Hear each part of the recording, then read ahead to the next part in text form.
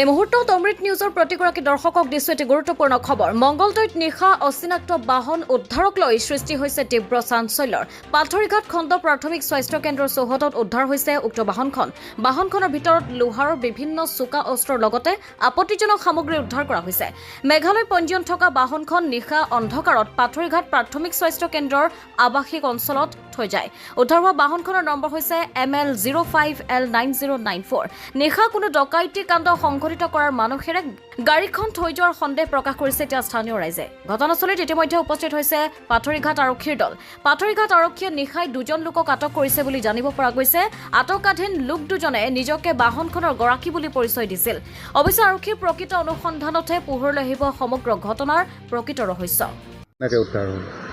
তাৰমানে কালি ৰাতি 9:30 বজাত মঙলদৈৰ পৰা SDM বাইদেউ মোক ফোন কৰিছে যে এইটো মই এখন হস্পিটেলৰ মেম্বাৰ। ফোন কৰি ক'লে যে এখন গাড়ী এনেকুৱা আছে, অস্ত্ৰ দি আছে গাড়ীখন, আপুনি তাতে যাওকচোন, খবৰ কৰক। কিয় মই লগে লগে আহিলোঁ। মই অহাৰ আগমুহূৰ্তত পুলিচ প্ৰশাসন আহি পাইছে। তেওঁলোকে আহি গাড়ীখন চাইছে আৰু মানুহবিলাকো জমা হ'ল। তাৰপিছত গাড়ীখন তাৰমানে লক কৰা আছে, গাড়ীখন কমপ্লিটলি হেণ্ড ব্ৰেক মাৰা আছে, গাড়ীখন উঠাব পৰা নাই, তাৰ পৰা উলিয়াব পৰা নাই, মানুহ কোনো ওচৰত নাই, মানুহ পোৱা নাই।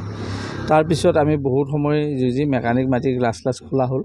গ্লাছ খোলাৰ পিছত দেখিলে যে হেণ্ড ব্ৰেক মাৰা আছে। তাৰপিছত গাড়ীখন তাৰ পৰা উঠোৱাৰ চেষ্টা কৰা হ'ল, উঠোৱা হ'ল আৰু পুলিচ প্ৰশাসনে ওচৰৰ গোটেই কেম্পাছৰ কোৱাৰ্টাৰখিনি গোটেইখিনি তেওঁলোকে চেক কৰিছে, কোনোবা বাহিৰা মানুহ সোমাই আছে নে কিবা আছে, কিন্তু তাতে কোনো বাহিৰা মানুহ পোৱা নগ'ল।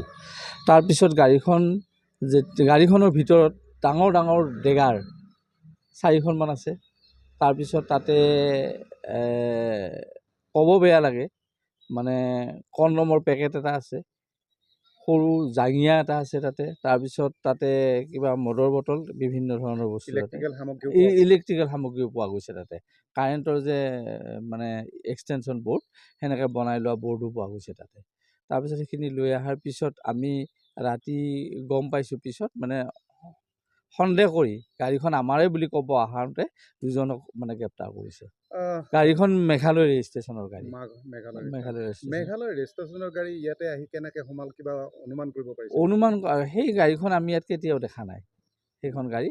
আৰু চবলেটৰ গাড়ী, সেইখন চবলেট কোম্পানী নে কিবা এটা কোম্পানী আছে। দেখিবলৈ পোৱা গৈছে মঙলদৈ বা চিপাঝাৰ এই অঞ্চলত বিভিন্ন ডকাইতি কাণ্ড সংঘটিত হৈছে। তেনেকুৱা কিবা কাণ্ড কৰিবৰ কাৰণে সেনেকুৱাই ডকাইতি কাণ্ড, নহ'লে গাড়ীখন তাত কিয় লুকাই থ'ব?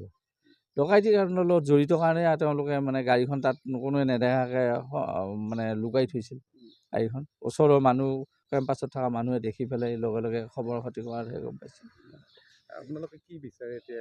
ইয়াৰ পিছত প্ৰশাসনৰ জৰিয়তে আমি গোটেই ঘটনাটো মানে তদন্ত কৰি দোষী মানে শাস্তি দিব লাগে, আৰু ভৱিষ্যতে যাতে এনেকুৱা ধৰণৰ কোনো ঘটনা নহয় তাৰ প্ৰতি যেন প্ৰশাসনে লক্ষ্য ৰাখে, এইটোৱে আমাৰ আহ্বান।